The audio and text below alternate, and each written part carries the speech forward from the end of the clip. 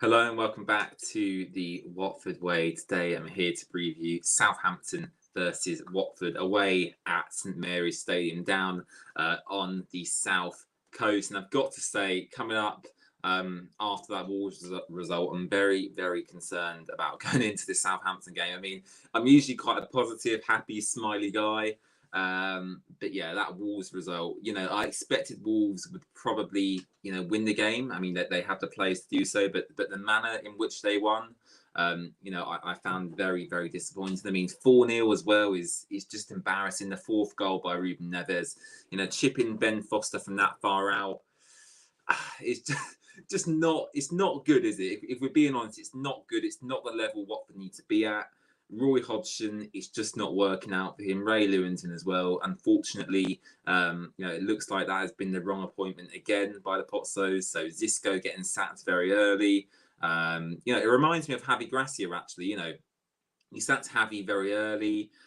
We brought in Quique Sanchez-Flores. That didn't work. Then we brought in Nigel Pearson. Then Hayden Mullins come in. This season, we had Xisco. We sacked him after 4 or 5 games, whatever it was. Then we bring in Ranieri, that doesn't work. You bring in Hodgson, that doesn't work.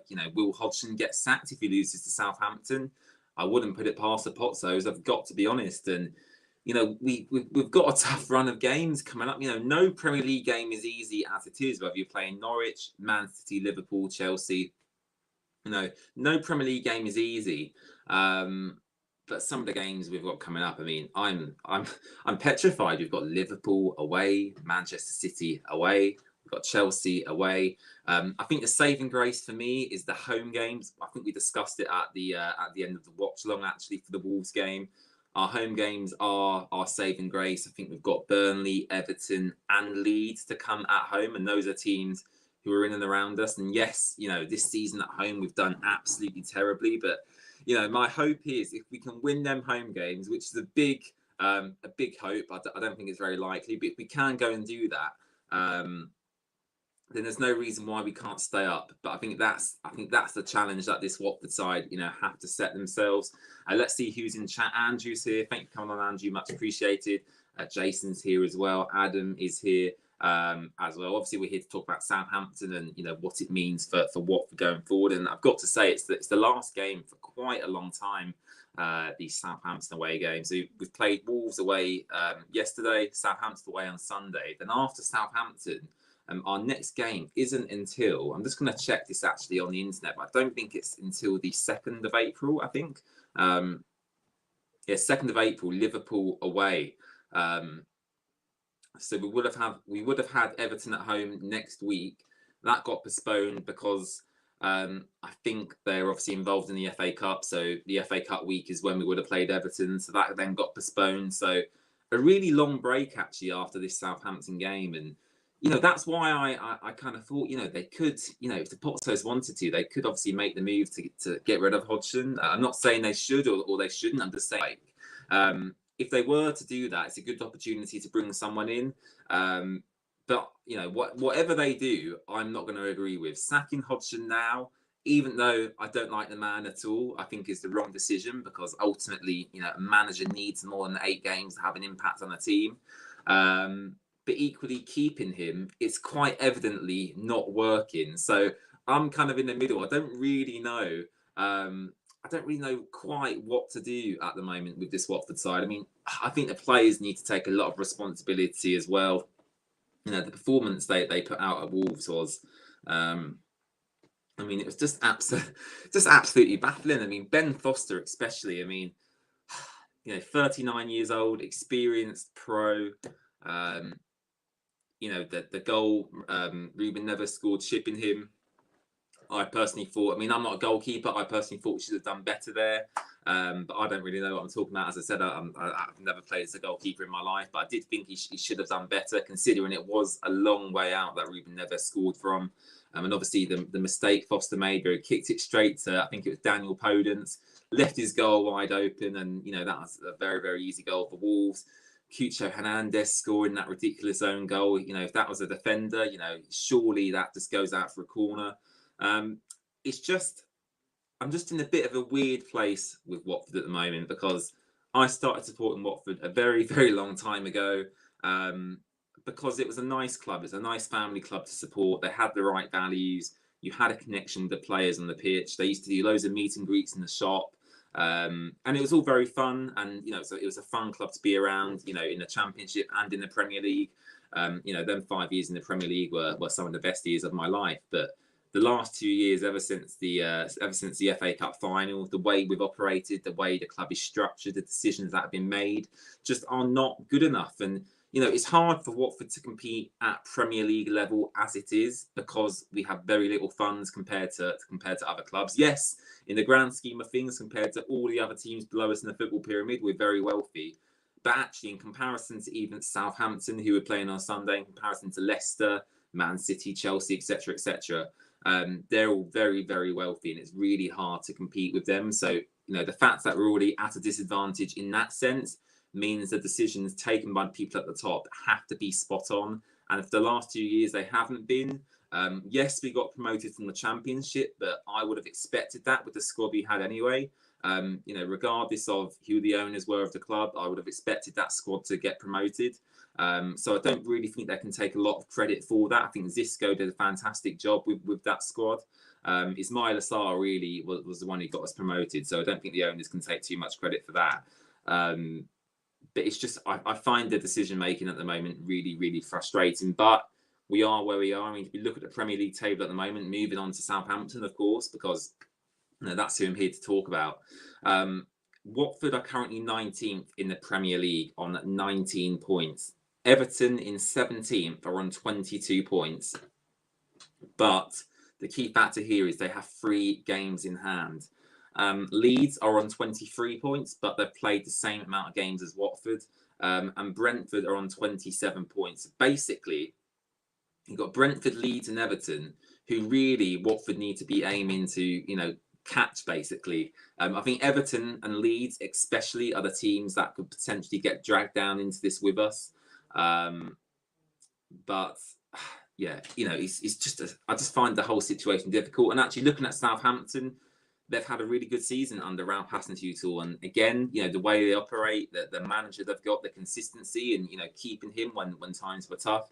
Do you remember when Southampton lost 9-0 to Leicester City? I think it was. At home they lost 9-0 to Leicester City, and they still stuck with Ralph Hasenhüttl, and they are where they are. They're 10th in the Premier League in March on 35 points, and are going to comfortably survive this season. Whereas Watford, I guarantee you, if Watford had lost 9-0 to someone, we lost 8-0 to Man City, didn't we? And Kike got sacked. If that was Watford, they would have got rid of the manager.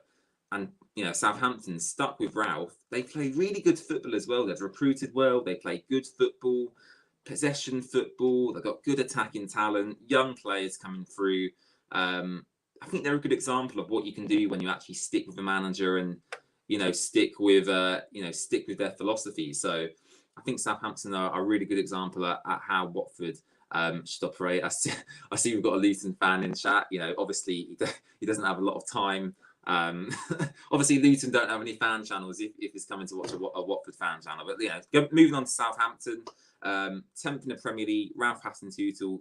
I think Southampton have got a really, really good squad. Going back to the game actually at Vicarage Road earlier in the season, I think they won 1-0 through Che Adams, and that day I was very impressed with them. Actually, they didn't even really play necessarily that well, but they've got a system. Each player knows the role that they've been given, and they play that system. And I think Watford, find it really hard to deal with some of their attacking talent. Nathan Redmond, Theo Walcott, Che Adams. They've just got, I think, Brozier on loan from Chelsea as well. They've just got a good set of lads, and they all seem to want to play, with each other. And you look at Watford's squad: Samuel Kalu, Samir.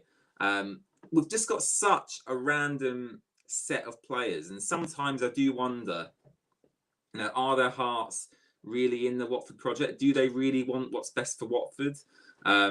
It does make me question it sometimes. But Southampton, massive game. It's huge. It's absolutely huge in Watford season. Every week, every game, we say it's a must-win. Wolves is a must-win. Crystal Palace is a must-win. Norwich is a must-win. This is a must-win game. Every game's a must-win game. Whether we're playing Liverpool away, Man City away, Chelsea at home, whatever. It's a must-win game. However we get the 3 points now, I literally couldn't care less. We just need to win. Like, I don't even know why I'm here doing this preview, because I'm just stating the obvious, but I think it needs to be said. Because I think we have the talent. I think we have the talent to stay in the Premier League. If you look at the squad as a whole, the midfield: Musa Sissoko, Imran Louza. I've lost track of what I was saying. But if you actually look at the squad as a whole, the attack's fantastic, the midfield's fantastic, the defence is fantastic. Well, I say the defence is fantastic, maybe not this season, but we do have talented players there. Hassan Kamara, who should have arguably been brought in the summer. Samir has looked good. Cathcart has had a decent season. Kika Femini's had an okay season. The midfield: Musa Sissoko, Imran Louza. Kayembe as well, I think is a really, really good player. And it's just disappointing, because it seems like at the moment we do have a team of individuals rather than an actual collective who want to work for the club and work as a team. Dennis, especially in recent weeks, I've been really, really disappointed with. I mean, if João Pedro was available actually against Wolves, I wouldn't have actually been opposed to Dennis being dropped, which is a shout for me, because Dennis is obviously our top scorer this season with 9 goals, but I do think in recent games he has been very selfish. And it's ever since AFCON, really, Dennis's form has kind of deteriorated. So I don't know whether a game for Dennis, maybe sitting out just to collect himself, collect his thoughts. I don't know, but I don't know. I don't know where we go from here. Because actually, if we look at the fixtures coming up, Southampton on Sunday, they've got Liverpool away, Leeds at home, Brentford at home. I think that's when we'll know if we're going down or not. So we've got Southampton obviously on Sunday, Liverpool, and then after that we've got 2 home games in a row against Leeds and Brentford. So, let's say we lose the next 4 games, then I'll be able to sit here and go, we will probably get relegated. However, if we do win against Southampton, if we do pick up a draw against Liverpool, this is me being very hopeful, it suddenly changes. Football can change your opinion very quickly. I know I'm sitting here and slating Roy Hodgson, slating the players, slating the club, but actually, if we win against Southampton on Sunday, my mood will change very quickly. And I know a lot of people probably have a go at me for that, because I'm essentially going from one extreme to the other. But that's what being a football fan is like, unfortunately. And it's a roller coaster ride, up and down. You have to have the lows to enjoy the highs. And I think we've had a real high. Ultimately, this is what's happened, right? We've had a real high with the FA Cup final. Which was a real high for Watford. You don't often get to a final as a club of Watford size. And then we got relegated, and then we were down in the Championship, and that was a real low. And then we got promoted, and that was a bit of a high. But now we're having a really, really bad season again, and we might get relegated again. So we've basically been, over the past 2 years, on really, really good moments, really, really crap moments, really, really good moments, really, really crap moments. And I think that doesn't actually help the fans, emotional well-being, if you will. Is that the right word? Because, I do think that, if we were just a consistent Premier League club, just finishing 10th, 12th, 13th in the league, I think that can get quite boring. And naturally, is it the worst thing if we get relegated this season? Of course it's not. We could be in a much worse situation. You look at Chelsea now, even, Chelsea literally have now no money, which is obviously for the right reasons, because the sanctions have been brought upon Roman Abramovich, and I do totally agree with that. But Chelsea have got no money now, basically. You've seen numerous clubs go out of business. Derby potentially could still go out of business as well. So I think we are still in a good place, really. I mean, for Watford to even be in the Premier League is an achievement in itself. And maybe as fans, we have to make new expectations potentially on what we expect from our club. But there's no denying that we could have done better over these past 2 years. You look at Wolves. Obviously, we beat Wolves in in the FA Cup semi-final, right? And that was a great moment for Watford fans, and it was great to take the mick, out of the Wolves fans. But you can look at where the two clubs have gone since then.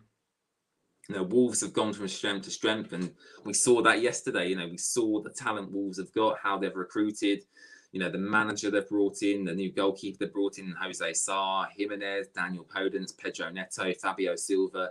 Superb, absolutely superb. Ruben Neves as well. Fantastic acquisitions, a fantastically run club. So full credit to them. And that's where they've gone since the FA Cup semi-final defeat. Watford make it to the final. We lose heavily, 6-0. And literally there hasn't been really a positive since then. And I think that's what fans are struggling with. And, I absolutely agree with everyone who, who's feeling the same way as me. And it's just, it is really frustrating. And it's frustrating for me because I want Watford to be winning leagues. I want Watford to be challenging for Europe. And obviously, I'm a young fan, and those are unrealistic expectations, but that's what I want from my club. I want to become an established Premier League club. I want to be challenging for the top 10 places. I want to be pushing for the Europa League places like West Ham have been doing this season, like Arsenal have been doing, like Leicester have been doing, like Wolves are doing this season as well. I mean, Wolves are 8th currently and could potentially get a Europa League spot, and full credit to them because they deserve that, because they have operated in a way that has allowed them to get to that place.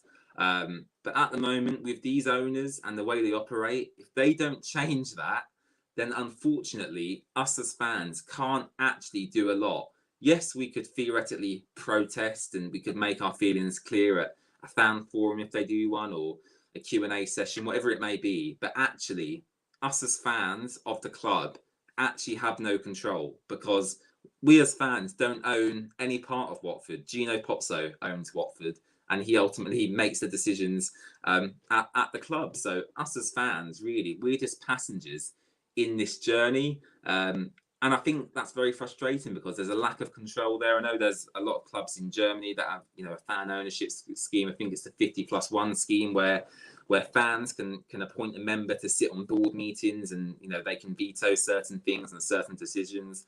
I don't think that would necessarily come to England, but I do think Watford fans do struggle with the lack of communication from the club. And this has actually gone from a Southampton preview to a rant, but I think it needs to be said, and I think it will be said, going forward until ultimately we know what division we're in next season. So communication would be nice, even though we as fans can't do a lot about it. I'd like to know the reasoning and the rationale behind the decisions the club make. So yeah, that's my thoughts on the situation. Let's just read some of your comments. Jason says challenging for Europe, laughing emojis. Well, ultimately, as a football fan, Jason, I'd love that, right? I'd absolutely love that. And yes, it's completely unrealistic for me to say that. But why can't I dream of Watford, playing in the Europa League? Why can't I actually have that ambition? Because ultimately, when I'm older and when I've got children and when I take them to Watford matches, I'd love them to see Watford, playing European football. So, that's just, a long-term ambition of me. If I was in charge of Watford, that's what I'd be trying to aim for, not the mediocrity that we've got at the moment. Adam says he just wants Javi back. Andrew says he'd just rather get relegated. Bit of a strange comment there, Andrew. Very, very odd.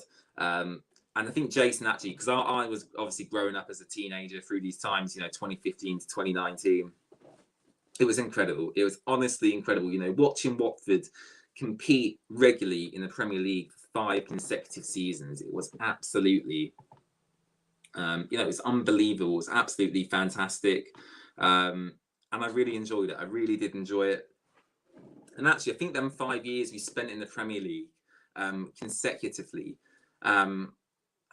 I think we took them for granted, because now, we're struggling to keep our Premier League status. And I do reflect on them times, under Javi Gracia, under Quique Sanchez Flores, when it was going well. And it makes you emotional, doesn't it? I mean, you think of the players we had, Alman Abdi, Valon Barami, Aurelio Gomez, Etienne Capoue, Abdoulaye Doucouré, Troy Deeney, Gerard Deulofeu. It was fantastic. And hopefully we can get back to that. And I know, Jason, you was laughing at my comment about challenging for Europe, and I do actually think under Javi Gracia we were very close to getting a European spot in the Premier League, which is crazy. And actually, I know you were laughing about that a second ago, Jason, but it really puts my expectations into context, because you have to understand, you might be a much older fan than me, 50, 60 years old, let's say. And you've seen Watford be really, really bad, much worse than we are now.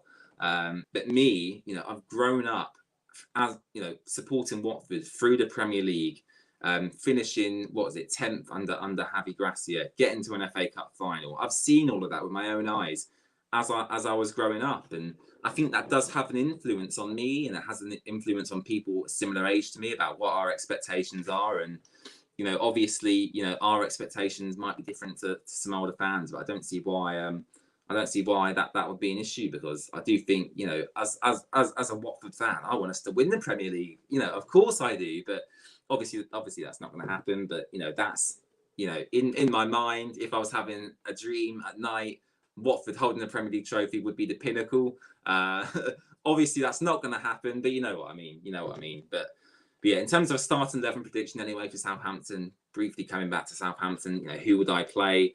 I've seen a few people calling for Ben Foster to be dropped on Twitter. I don't think that's going to happen. I think Roy Hodgson's obviously going to stick with him. And I agree, Ben Foster is obviously getting on in his career now. He's 39, he's going to be 40. I think it's going to be 40 this summer, actually, which is, it's crazy, actually, having a 40-year-old goalkeeper at the club. But yeah, it just shows where he is in his career. But yeah, I'll definitely keep Ben Foster in goal. I don't see any reason to change it, really. And I know Daniel Batman is there if we need him. But we've seen Batman numerous times this season. I think Daniel Batman has had his opportunity at Watford. Ben Foster, actually, really, for the past few weeks, I don't think has been too bad. Yes, Wolves was horrendous, and I'm sure Ben Foster knows his performance was horrendous. But I don't think it's the time to necessarily change goalkeeper. So I would keep Ben Foster in goal. Back four, I kind of go with the same starting 11, every preview I do. But the back four, I'd probably go with Southampton. I could potentially go with Ngakia if he's fit and available, just because defensively Kiko is very suspect. So you know what, I will actually do that. I'll go with Ngakia at right back, then I'll go Cathcart, Samir, and Kamara. So that's my back four. Midfield is interesting because Roy Hodgson is probably gonna, Roy Hodgson's probably gonna, play Tom Cleverley, which is, the wrong decision in my opinion.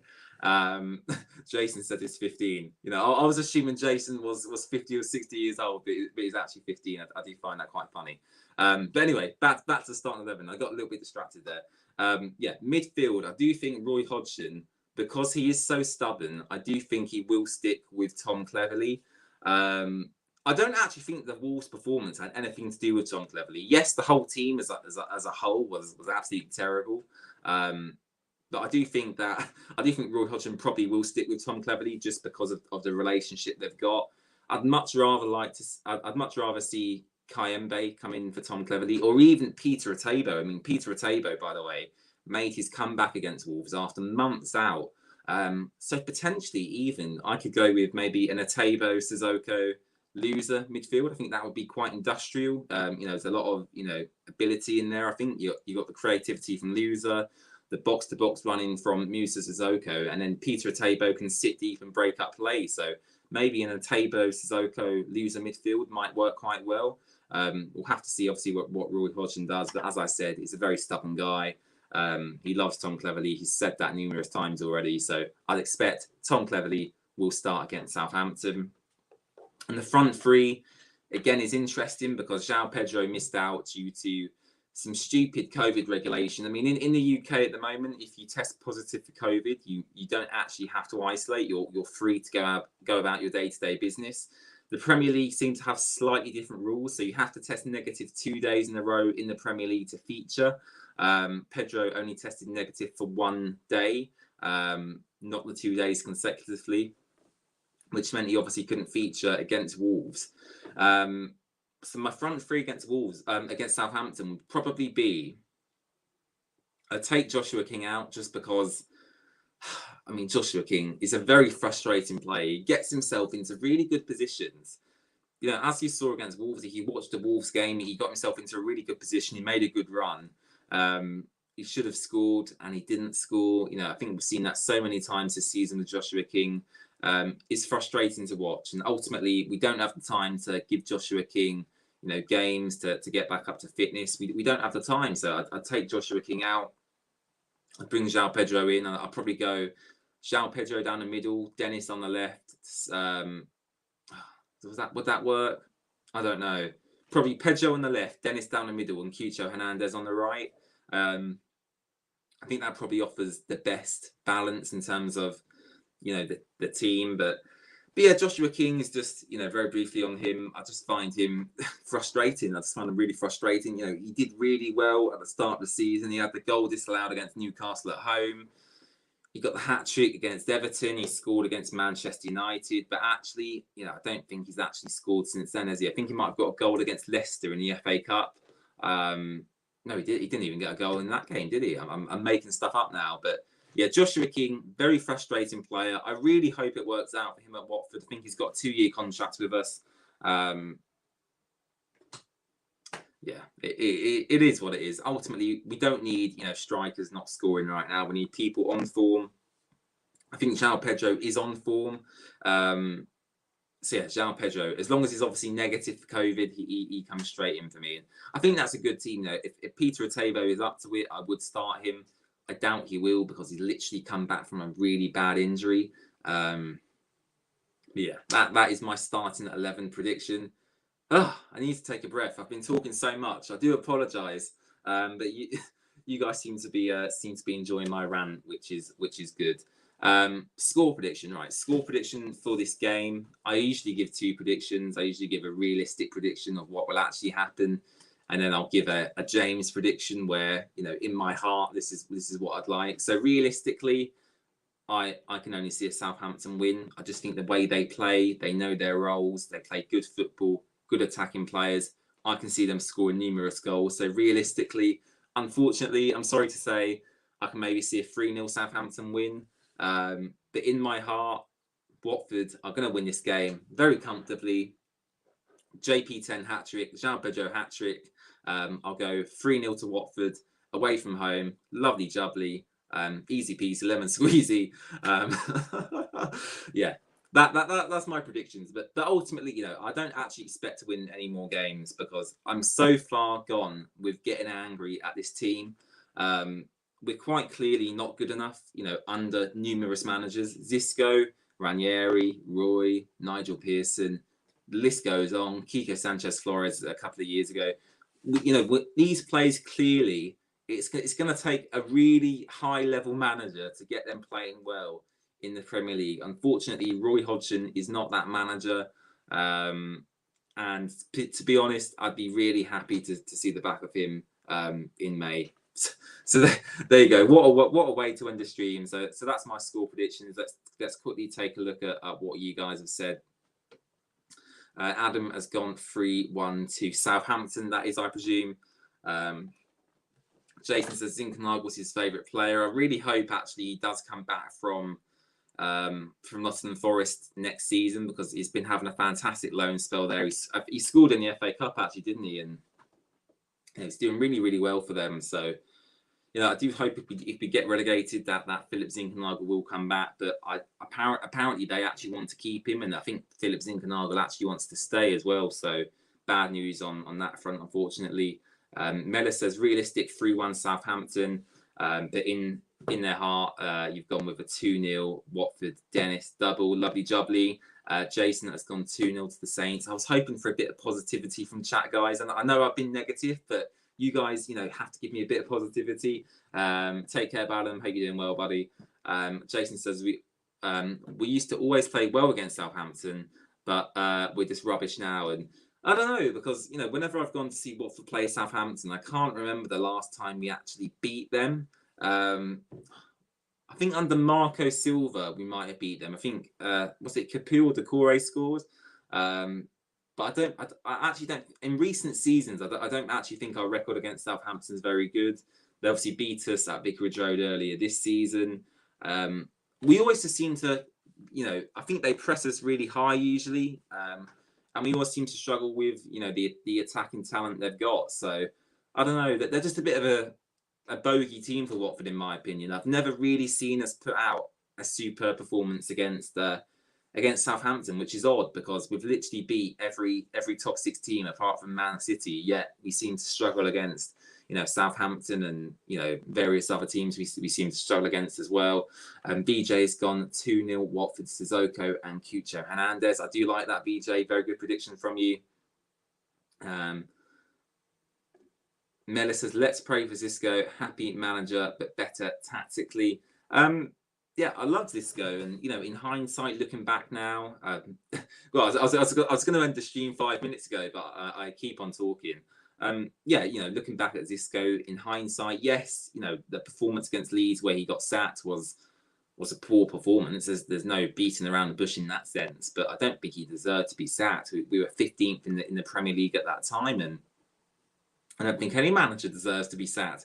If you're a manager of Watford and you're 15th in the Premier League, I don't think you deserve to be sacked. I think it's crazy, and I don't know. The decision making at Watford's just baffling at times, and me as a fan of the club, I'm just fed up of it, to be honest. But it is what it is. Ultimately, it is what it is. And as Adam said, actually, yeah, it's a good point. His tracking back's really good as well. His work rate, Adam, is absolutely superb. You've also gone with a 6-0 Watford win, Adam. That is what we like to see. I can't remember the last time Watford won 6-0. I remember beating Cardiff 5-0. Delafeu getting his hat-trick. I loved that game. Absolutely, great to watch. But yeah, I can't remember the last time Watford beat someone. In fact, I do remember, actually. Was it in the Championship? Didn't we beat Bristol City 6-0? Was it 6-0? Might have been 5. I don't know. I'm talking nonsense now. I don't know. Yeah. Yeah, just this stream I've done today has kind of just made me look back at the good times, really. Igalo, Dini, Delafeu, Pereira, Capu Decore, Heredia Gomez, Sebastian Prodel, Jose Holebas as well. I mean, what a guy Holebas was. Yes, I know he picked up a lot of bookings, but imagine if we had like a prime Jose Holebas in this team at the moment. I guarantee you, we wouldn't be playing the way we were if we had like Holebas in our team right now. It's just.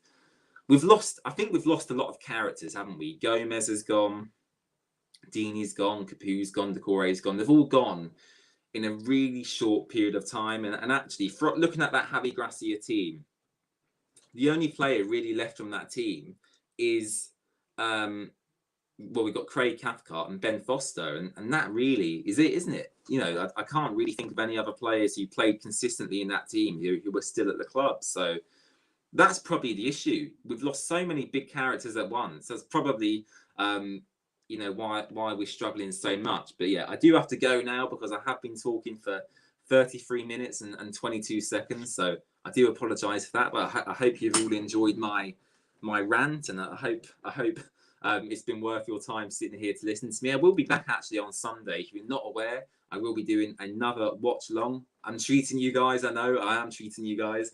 But we'll be back on Sunday to do another live match watch along for the Southampton game. We did it for Wolves. Hopefully should have a couple of guests with me as well to talk about the game and get their thoughts on the game as well. So if you do fancy joining me on Sunday, that'd be fantastic. Please subscribe as well. That'd be very, very nice. It's actually my birthday in a couple of weeks, and the aim was to always hit 600 subscribers by my birthday, which is about 2 weeks' time. So if you can hit 600 subscribers this weekend, maybe that would be absolutely incredible. But there we have it. That's the end of the stream.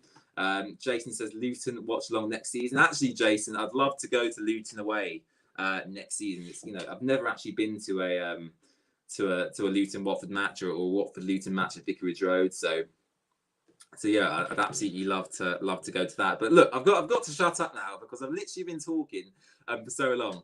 Thank you very much for watching, and I should see you all on Sunday for a live match watch along for Southampton. Bye bye. Have a nice evening, guys. Bye bye.